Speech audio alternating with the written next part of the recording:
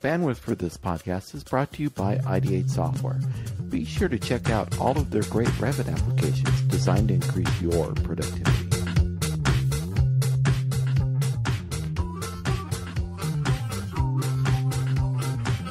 Hey, we're starting to record.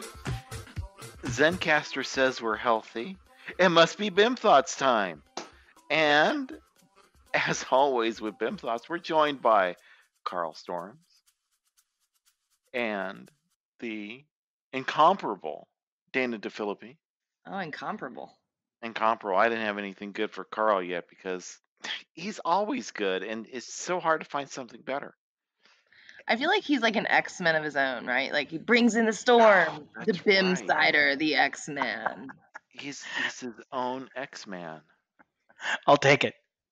And we're also joined by Patrick MacLeamy. Thank you for having me. Hey, you're welcome. Thanks for being here. Patrick, define yourself. Yes, well, I am an architect. I've been an architect since before most of the people listening to this were born, probably. Yeah. I had a career as an architect with one architecture firm. Wow. HOK. Look at you. And I joined HOK in 1967, right out of graduate school, when it was just one office in St. Louis, Missouri. And when I started as a junior designer, working directly for Gio Obata, who was the O of HOK. Oh, okay.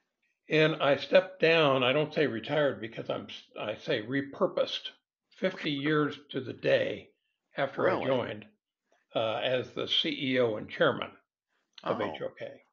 So did you plan it as to the day? Did you say, hey, it's to the day, or did it just happen to work out that way? No, I finally, when we got down to the last year, I said, gee, I think this would be a really good day to retire or to step down. So they had a repurposing party for me the day of my anniversary. But it's rare, quite rare for an architect, unless he or she owns their own firm, maybe, to spend 50 years at one firm. Absolutely. And to have a full career. We've got a few in our firm that have been there for a while at LPA. Yes. It does happen, but you have to create the right conditions. And I just finished a book. I started writing it the day I stepped down, really, or the day after, about HOK. So you took a little break. I took overnight. And the day after I stepped down, I started the book. It's now complete. It's been published by Wiley & Sons. That's great. And it's called Designing a World-Class Architecture Firm. The People, Stories, and Strategies Behind HOK. And it's a book. Most architecture books are written about the work, as they should be. The work is what we're all about. This is about, as the subtitle says, the people and the stories and strategies behind HOK or the firm. How did the firm come to be? What were the strategies that kept it going for now 65 years and counting? How did this all happen? What were the leaders like? What struggles did they have to overcome, and so on? So I'm now working on a second book. Really? Yes. Did you start that one the day after you finished this one? No, I did not, actually. I've been quite busy with the publishing date of this book coincided exactly to the day when the coronavirus, when all the medical public health officials told us all to shelter in place. Oh, you and your dates. So my big world tour has become a virtual world tour. Right. And I visited the HOK offices virtually and did a book reading at each one. And I've attended a number of podcasts to talk about the book and so on. And that's continuing. So that's kept me quite busy. But my second book is about building smart. And Building Smart, for those who do not know, is the home of Open BIM. And it's a nonprofit international standards organization that has as its goal creating open, interoperable digital standards for the building industry. so that architects, contractors, suppliers, and building owners, engineers can all completely and totally share data and not have data loss between themselves. Right. And we're now beginning to model workflows so that as people are learning to work a certain way, those workflows can be captured. And if software companies would adopt those, then those workflows become part of an international standard. Mm-hmm. So what excites you the most about the new part on the workflows?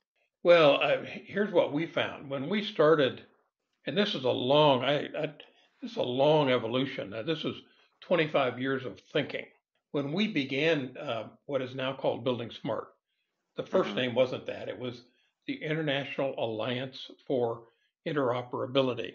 And the joke became, if you can spell all those words, we'll make you a vice president.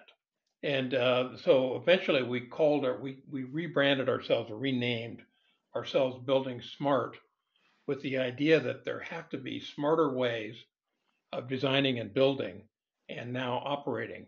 But in the early days, we just thought about, please, couldn't we have some kind of interoperable code that turned out to be IFCs that would exchange information or data between the architect software, the engineer software, and the contractor software. That was our original goal.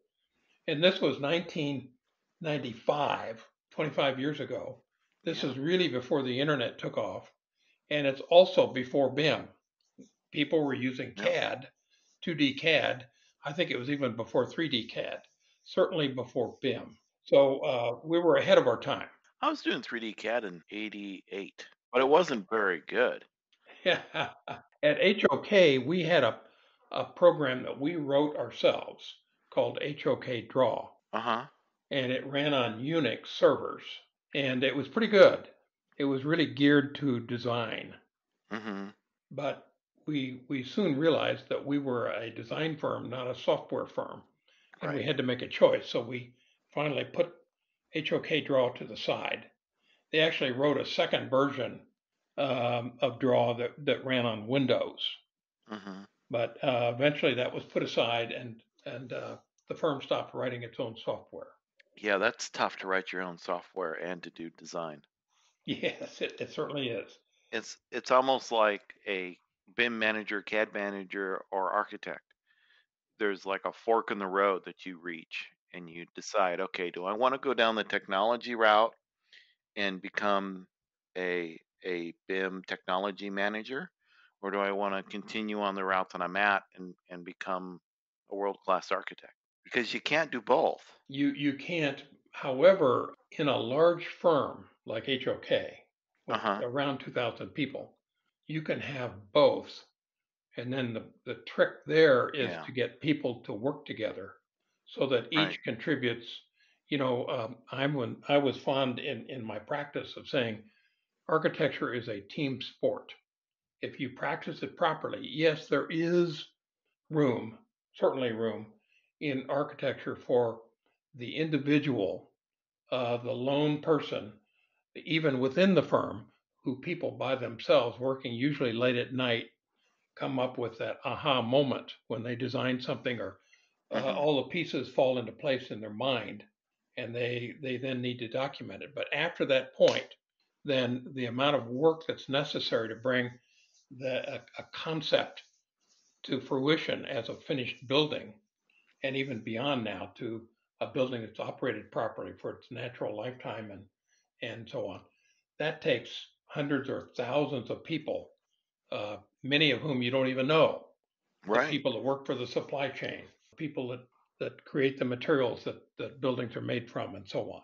It is a team sport. I would advocate that to anybody, although there are those wonderful, inspired individual moments that we all lived for and still do as architects interested in design. Right.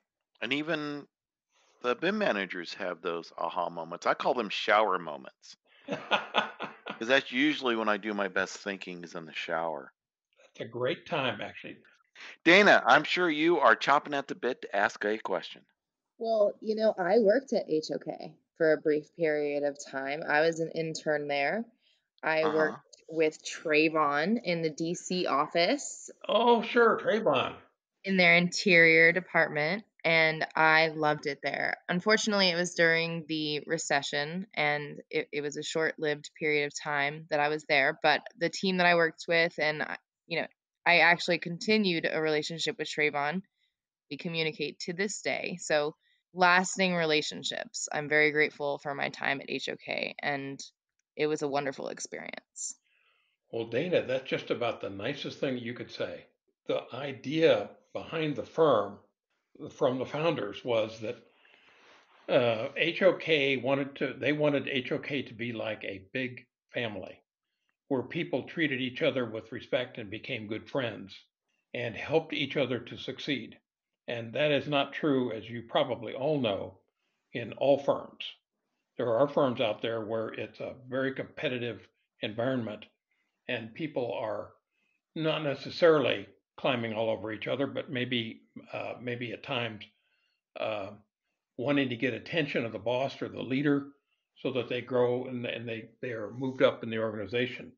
But at HOK, the founders set up this culture. We called it HOK culture that was family-like and where people help each other to succeed. And if you do something well, there was public praise and at the office meeting or around the water cooler.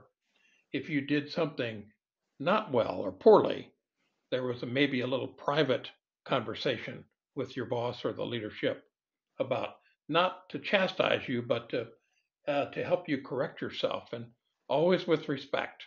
Um, and Dana, I know that was true in Washington. That's a wonderful office with a lot of really good design work. I'm sorry that we didn't have enough work to keep a person like you busy. That's not the goal. The goal is to hire and keep good people and have them grow up in the firm like I did. Absolutely. And I feel part of me did grow up a bit there, being right out of school and being my first major job. And I actually worked right underneath of Mario DeGisi, who's no longer at HOK, but another person that I do keep in contact with. So once again, kind of tying back to exactly what you're saying, that culture was just so Yes. amazing. We had days where we would go out and sketch around the Georgetown waterfront, and it was truly an amazing experience, and I was very lucky to be there. And one of the main things I think in why I was hired was because I really took on a role of teaching Revit and implementing Revit at Virginia Tech, where I was in school. And I think that was very appealing to the hiring staff at HOK at the time. And I think that in itself was a really wonderful thing that they were willing to look at people who really took technology under their wing and took it advantageously, as you're saying. Yes.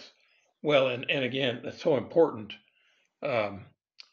My career spanned the practice from, pencil on paper or pencil on Mylar. We thought we were pretty cool because we used Mylar instead of drafting paper for working drawings. But it spanned from purely done, I call it traditional practice, to designing three-dimensional buildings and figuring out a way to show them on two-dimensional sheets of paper, all the way up through the world of working on computer and with BIM, where we all began to realize how important all the information is. It's at first we all thought, gee, this is really cool.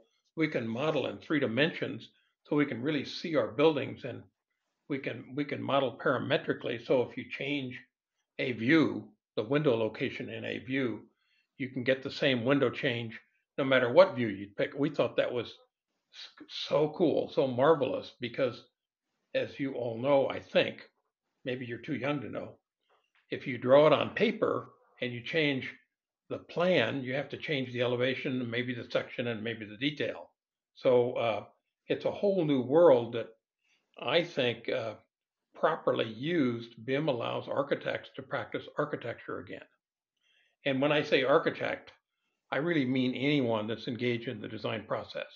Interior design, engineering, building engineering of all kinds, landscape architecture, even planning, and on into construction. So it is definitely a liberating tool. I lived through the era when we made a decision in 1995. Everybody, this sounds, I know, quaint, but it was revolutionary. Everybody at HOK needs a computer. So we went out and we bought, I think, 1,500 computers. Most people got desktop models, and some of the people that were on the air a lot, flying around a lot, got laptops. Well, there were some older employees who said, I'm too old to learn this. I'm just going to retire. A few people. Most people adopted it, but the young people at the firm, people under 30, just took to it like ducks to water. It was the older people that struggled. So we knew that in our firm and probably everywhere, there was a generational change that had to take place, and that the older people were in fact learning from the younger people at HOK, and still do to some extent, although it's finally washing through the system now. Well, one thing I would love for Bill or Carl to correct me on this, but Revit actually stands for Revise Instantly. Yes, I believe that is correct. That is correct. I didn't know that. That was one thing that I loved to spread around in my classes when I was like, never use CAD again. You can revise instantly with Revit, right? Change it in plan and it updates everywhere. Well, it's a good tool. It's a very good tool. It's used widely, everywhere in the world. In my work with Building Smart, and we have chapters around the world, Revit is the dominant, not the only, but the dominant BIM tool that's in use. But there is a lot of criticism as well that it hasn't been evolving fast enough or changing fast enough, because this is a changing marketplace. And the people at Autodesk have no possible way to have Revit be the be all and the end all for everybody's needs. My own view is that we're entering an era, we're already in it actually, where little bits of specialized software that people choose can be used for a few minutes or a few days or a few weeks, and then something else adopted. And the trick is to get them to all work together, so that you don't have to do a big job of converting from one to the next. You can just use the new tool. It's like picking up another pencil. Right. That's interoperability. And that remains the mission of Building Smart International, that we have IFC standards. Who knows what IFC stands for? Industry Foundation Classes? Yes, it does, but I thought it was so boring that because they were developed by an international consortium of good people working together. Right. I began to call it the International Friendship Club, and still do to this day inside of Building Smart. If everybody, and IFCs are performing, and they are also evolving. We're on version 4.3 now, and version 5 is probably next year. And like any other bit of software, it continues to morph and get better. And again, please understand, folks, I'm easily the oldest person here. I may be twice as old as anybody on the call. I don't know, or 3 times. Well, probably not 3 times. But so I'm not a technology expert. What I do have is a pretty decent grasp of strategy and how technology should be put to use. So I hope if that disqualifies me from being on this podcast, well, you should let me know. We can all save ourselves a lot of trouble. Well, no, we're already 20 minutes in. It's okay. That was actually my attempt at a joke. Well, mine too. All right. No, I'm enjoying this conversation. This is great stuff. Okay, well, I can talk all day about strategy and the reason why something is important. But if you ask me to write a bit of code or to teach a Revit class, I think you'd find yourself disappointed. Yeah. And that's why the podcast is called BIMThoughts, not just BIM. Okay, well, I'm strong on the thoughts part. Right. We need to be able to think in order to succeed. Yeah. Well, let me just say too about BIM. The thing that we at Building Smart and we at HOK did not understand when we made the transition from 2D to 3D CAD or BIM. We started calling it BIM, but we didn't understand what BIM meant. And we thought, well, it's three-dimensional modeling. And it is, but actually the I in BIM, the information, that middle letter, is the key to everything. Before the virus, I attended lots of conferences and was a speaker. And one of my favorite topics was to talk about the underappreciated importance of the I in BIM. And that in fact, the I was so important. There's an ocean of information that the architect or the designer needs to manage, needs to gather up and manage to truly describe a building to a contractor. And if we do our jobs properly, managing that information, there's a handover.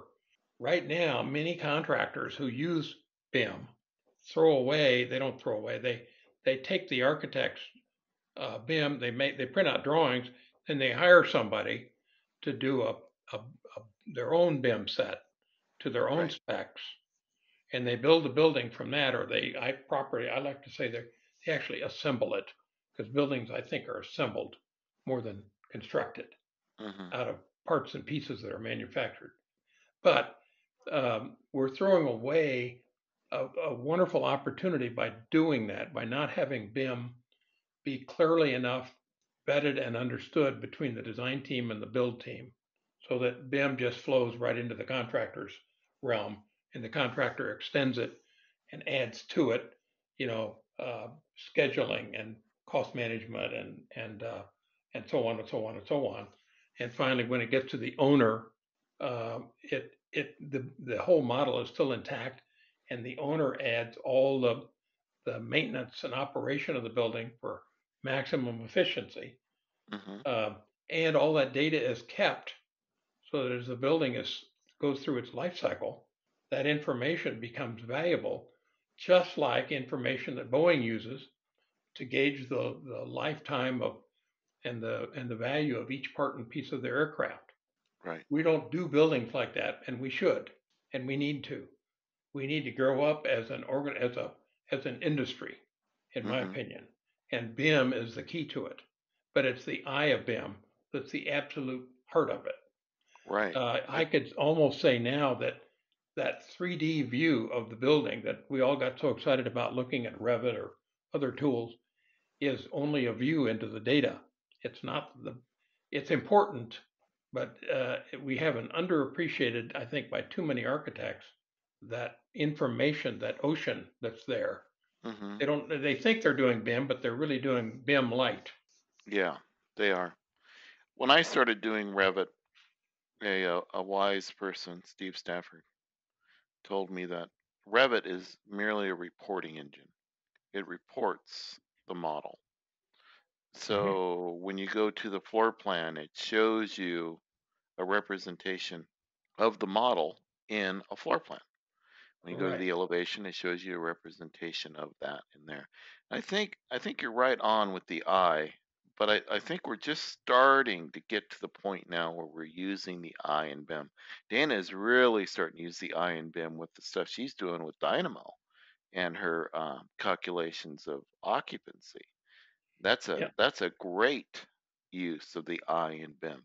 But I think modeling is what everyone thinks of BIM. You're absolutely right. I think that's what everyone is. I hope everyone is good at. Well, all the people are good at Revit are good at the modeling part. And we're all moving towards the information. Yes.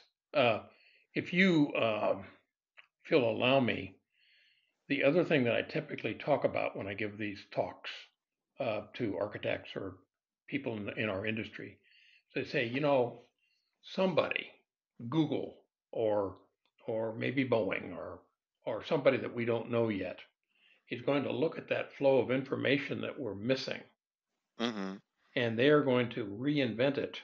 They're going to turn our industry upside down and shake it. And the tradition of hiring an architect and an engineer as a separate team from the contractor, two different contracts to get one building built, I think all of that's going to change. And I think somebody is going to be very smart about using that information. That won't necessarily make them great designers, but they will be masters of information. Right. Well, it's a team sport, like you said earlier. It is. It is. But you can make and a you got your business pinch case. hitters like Carl with BIMTrack. Isn't BIMTrack leveraging the eye in BIM? It certainly is. I mean, that we rely heavily on the open BIM format, so IFCs as well as BCFs. That's where our metadata comes from, and the ability that we can work with people that aren't just in a proprietary format, but that they have the ability to export out their IFCs from pretty much any 3D platform, and also take advantage of the BIM collaboration format, or BCFs, as well. So I think that what you guys are doing with the Building Smart Alliance is great work, and I think it's, as we get more and more down the road, we're going to find that integrations and sharing is going to become more powerful when we realize that we can't all do everything. Just like you realized with the ability to run your own software and to run a design firm, at some point something has to give, so you focus on what you're good at. So I think we're going to see more and more focused applications. People are going to, in business in general, stop trying to do everything, and we have that something to have that collaboration. And for us, OpenBIM is going to be that platform to have the ability to have all the teams and all the people play together, as we've said with the I in BIM. BIM and OpenBIM in particular, because when I say BIM, I think proprietary BIM is totally and completely inadequate. The world's fast changing. You know, if you really, really want to do green, you use an OpenBIM software and you apply all kinds of little bits of software to measure things, so that you can design from the beginning. If you don't start early, you can't do it. A totally green building, 100%, carbon neutral or energy neutral building.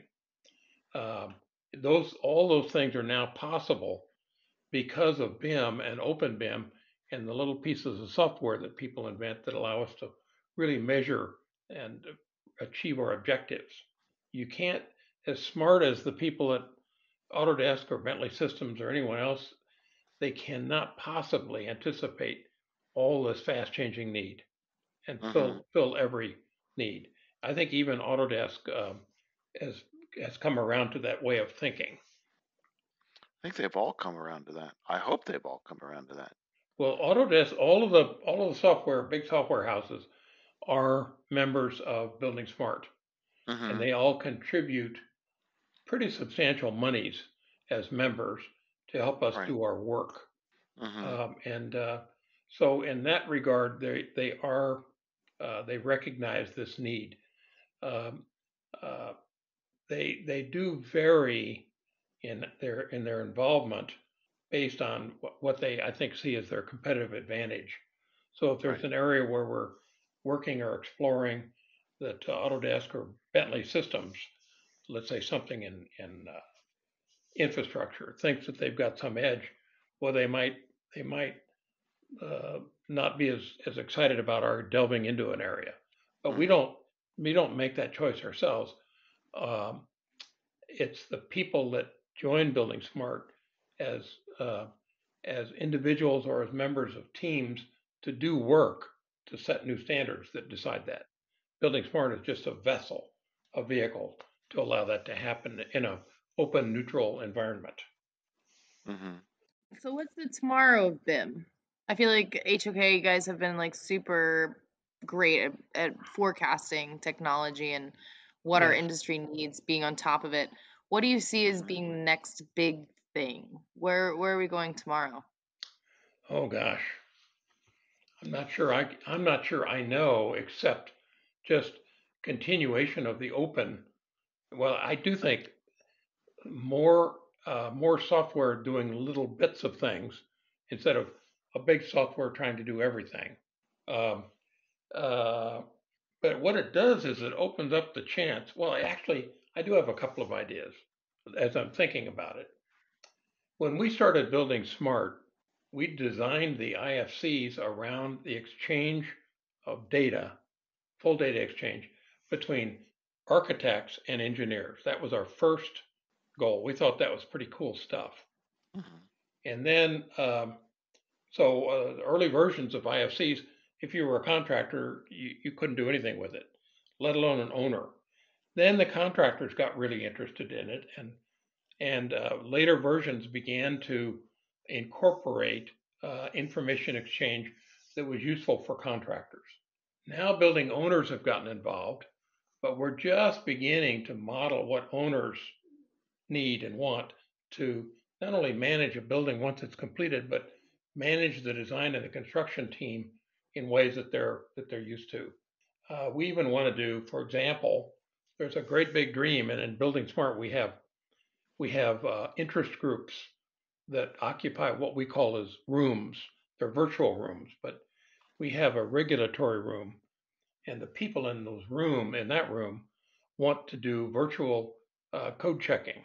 Well, wow, that's a great big thing. If we can make that work, what we're discovering is we can make bits and pieces of it work, but the big job we have is to get the world to agree on a common code, because every place is different, but they're plowing ahead nonetheless. So the new thing that now we're looking at is this. I've said, and nobody objected. So buildings are not built or constructed these days as much as they are assembled. And by that I mean this.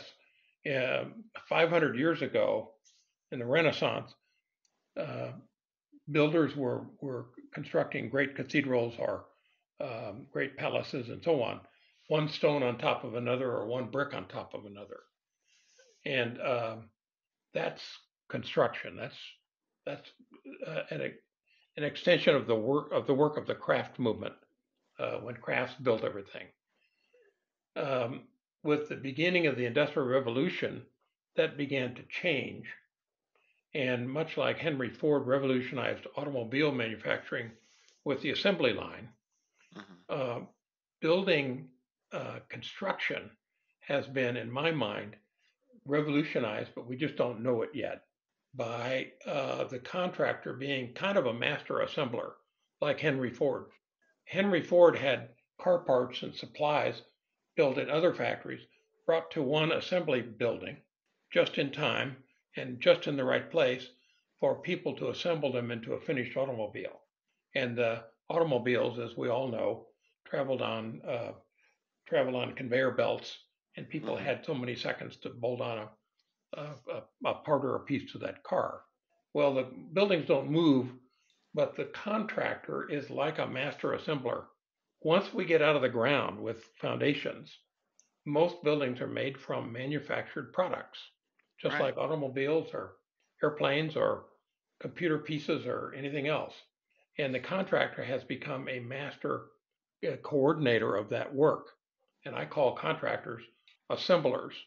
And so the BIM used for the contractor is BAM, a building assembly model. And so what's involved in assembly? Well, a big one is procurement. I want to buy windows for my new building. Or if I'm the architect, I want to spec windows. What's the old way? The old way is to go to, the old way is to go to Sweet's catalog. Does anybody remember that? I do. The big green books. Yes, the green books. You look up, and the window manufacturers would have their things in a section for windows, and you'd go down columns of figures and pick out a window that you thought looked pretty good from the manufacturer of your choice. And then if it was a public building, you had to specify or equal, or maybe you specified 3 different windows. The contractor would then shop the price with those 3 manufacturers and probably give you a 4th option, which was almost as good and much cheaper. So now that process of the architect or the engineer finding a product to put into a building has gone digital. How do we do it? Well, we go to the manufacturer's website and look up windows. And if you want to go to another manufacturer's to compare, you go to another website and you kind of mash together what you're learning and make some kind of half-intelligent choice. What if there could be what we call a data dictionary that would allow you to put your criteria for a window out there, everything from dimensions to U value and light diffusion or light reflectance and so on and so forth. And every manufacturer in the world that subscribed would be able to show their window to you in not just everything they make, but their windows that fit your criteria. And it might be someplace in China, it might be someplace in South Carolina, but you would get all the windows that satisfy your criteria. And if you like those windows, you picked one, you simply drag them into your model, and they would come in with all of their data. Right. And that would go right to the contractor.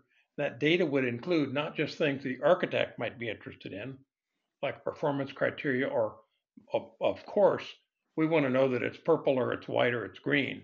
But the architect would know, how much does it cost? When can I get it?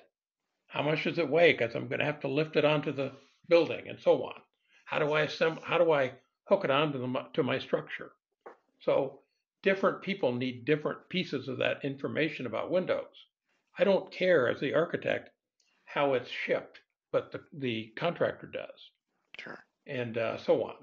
So I think the big push that we're getting into is to connect up the world of design and construction, or assembly, I like to call it, with the world of manufacturing.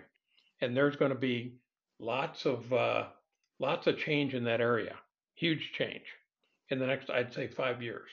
Well, there's been a lot of change already. Yes. In that area. You ain't seen nothing yet. Am I allowed to say ain't on this program? You can say anything you want on this program. Carl edits it. That's right. Carl, I'm sure you're chomping at the bit for a question. Well, I do have a question. It's not necessarily about the future. It's probably more about the past. But with you here, Patrick, I feel remiss if I didn't ask about the world famous MacLeamy Curve. Yes. Well, let me tell you about the MacLeamy Curve. First of all, I didn't call it the MacLeamy Curve. I called it the effort curve. It would be unseemly to do something like that and then call it after yourself. So I didn't. But here's the story. Sorry, I didn't mean to interrupt there, but I do have a copy of your book, a good read, by the way, and that's how I noticed that it was called The Effort Curve. And just as I was scrolling through it here to ask you the question, I noticed your little caveat about the MacLeamy Curve and people coming up and asking for selfies. So yes. I'm definitely do that the next time we're able to get back out in the public. I'm coming up for my MacLeamy Curve selfie. It does happen.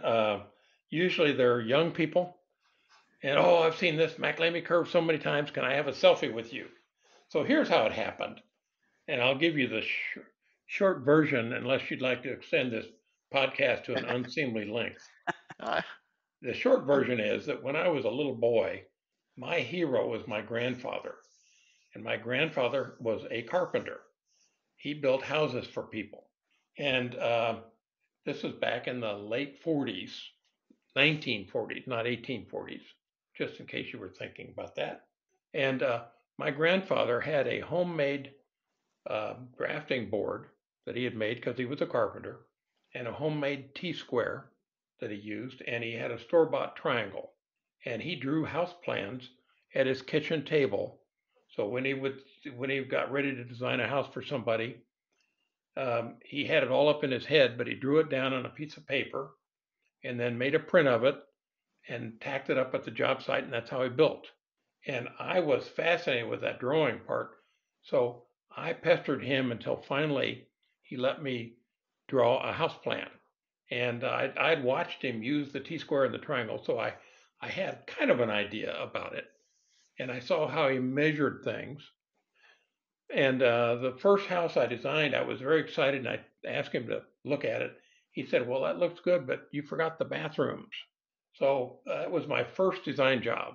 But I wanted to be a carpenter because I loved drawing house plans.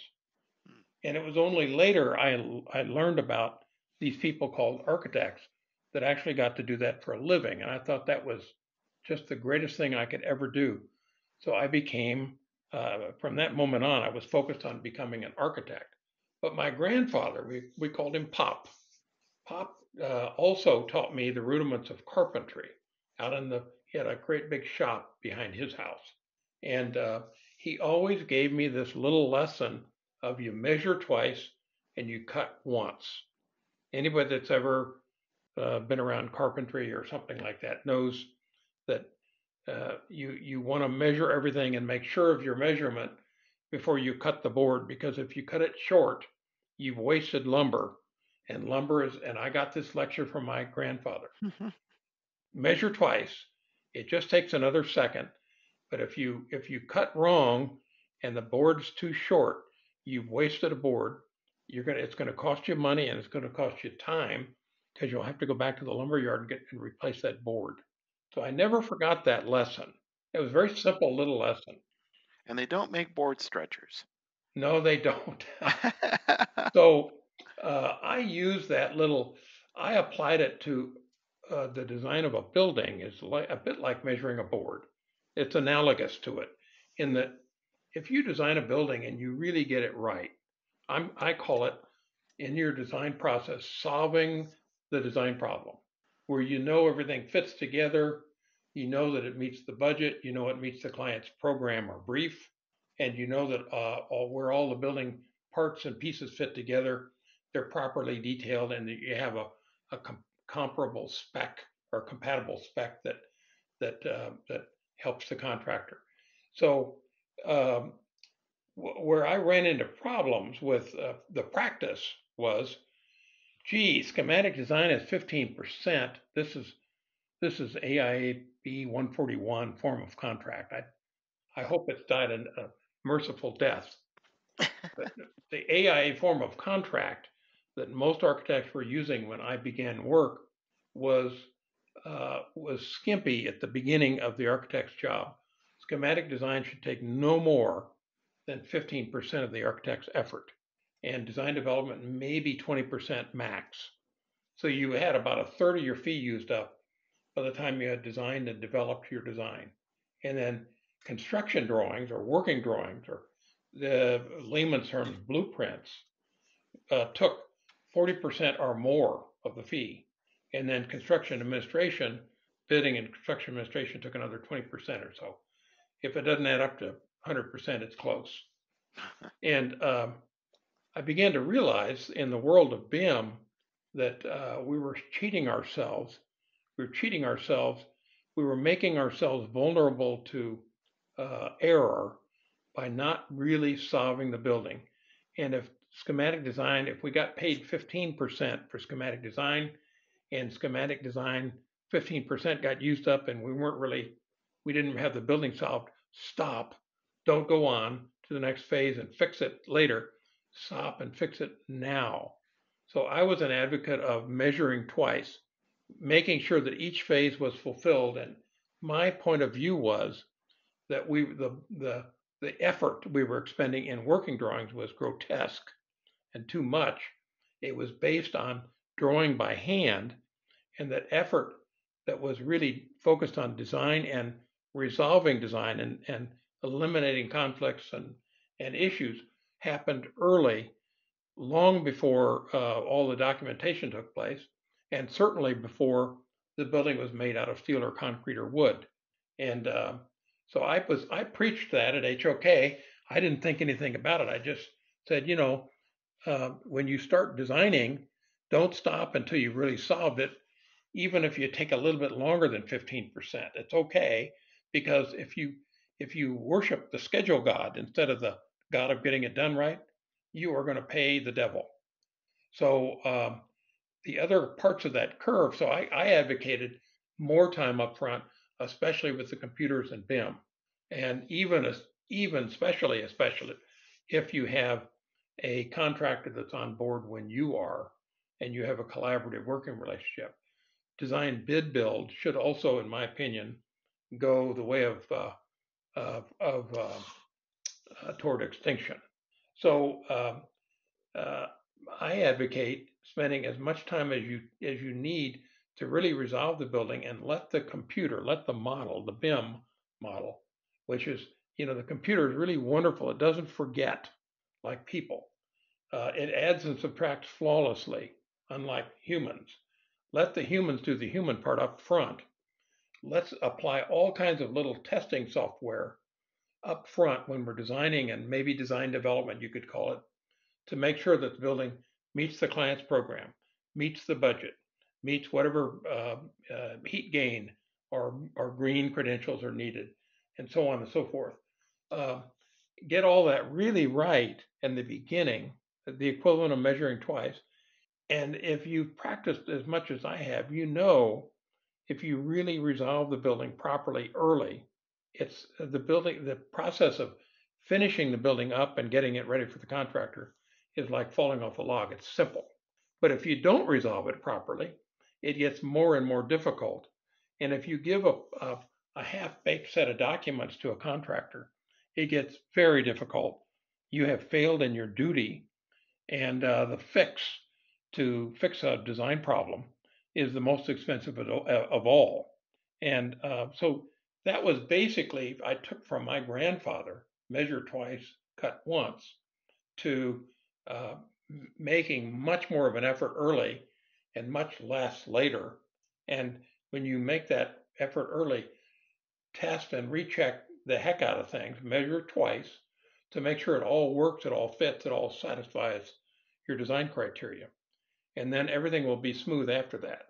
Well, I called that the effort curve. It was published, it's in the book. It was published by CURT, an owner organization, the Construction Users Roundtable, GSA and big companies, Shell Oil. I'll tell you the story that they called a bunch of architects and engineers in, and they said, "We've got a problem, or you have a problem. We seem to have a problem with architects." And the guy from Shell took an aerial photo of a big refinery out, put it on a table, and it was thousands of pipes and fittings and valves and tanks and pressure vessels and so on. He said, "See this refinery?" And it was, I don't know how many acres in size, big. He said, we designed this and built it, and we had fewer change orders on this entire refinery than we did and he pointed over in this little corner of the refinery, little tiny administration building. He said, "See that little building over there?" Yes. We had more change orders on that building than we did on our entire refinery, all this complexity of pipes and whatnot. How come? What the hell's wrong with you architects? And it was the second day of the meeting with them that I put the effort curve on the wall, said, "I've been using this for years. I think our effort's misplaced. It should come much sooner so that we really check and double check." And everybody jumped up and thought it was the greatest thing. We ended up reporting that out to the, it became a white paper put out by Construction Users Roundtable. And the Construction Users Roundtable and the rest of our committee, including me, we presented it at an AIA, National AIA meeting. Gosh, what year that would have been? 2003 or 4 or 5, something like that. It's in the book. And people in the audience and around, and I presented the effort curve part because I had drawn it. So people said, "Well, can I use this in my next presentation?" Sure. And it started showing up everywhere. And I was usually given attribution. And it finally, the name morphed from effort curve to MacLeamy Curve. And it's still slightly embarrassing to me to go around and have people say, there's the MacLeamy Curve guy, or that's the guy the curve is named after. And I did not make that name. It just happened that way. That's the story, and that's the God's truth. Well, I think that's a good story. Where the story came from and how it came to be, I think really does drive home what BIM can do for the industry, how the information drives through, and it just makes sense when you see it in that way. You know, that if we find the issues and we correct the issues when we can change them digitally before we have boots on the ground and bricks and mortar, it saves money. When you talk to people and they understand dollars and cents, they get it. And I know I've personally used that curve many times in lots of presentations, so I do appreciate it. You know, thank you. I'm embarrassed about it because I think it's so simple. It's not profound or anything. It's my grandfather taught me, and we should all know this intuitively, that you shouldn't proceed until you get things right. And if we get ahead of ourselves and we we worship the calendar says I'm supposed to be finished with schematics, so I guess I am, and I'm just going to move on to DD. Well, maybe I won't catch everything. Maybe I'll catch it during working drawings, and then now I'm in trouble because now I'm going to have to issue some kind of a change during bidding, and that's embarrassing. Or the God forbid the RFIs start and the change orders in construction, then you're talking about real money and real trouble. If it gets really bad, finally there's a claim at the end, and the architect and the engineer don't get to decide anything. That's up to insurance companies and lawyers. That's not a good place to be in, and that is a failure. So this is a really simple thing. So by all means, use the image of the effort curve, but I think of it as the effort curve, not the MacLeamy curve. But you can still have a selfie with me sometime. All right. Perfect. All right. Well, thank you, Patrick, for joining us today and enlightening us. Well, it's my pleasure. I have enjoyed talking to all of you. We had a great time. We're going to have to invite you back one day. I'm sure you've got more insight and wisdom to share. Well, thank you very much. I'd be pleased to come back. All right. Just let me know. Thank you very much. All right, everyone. Have a great day.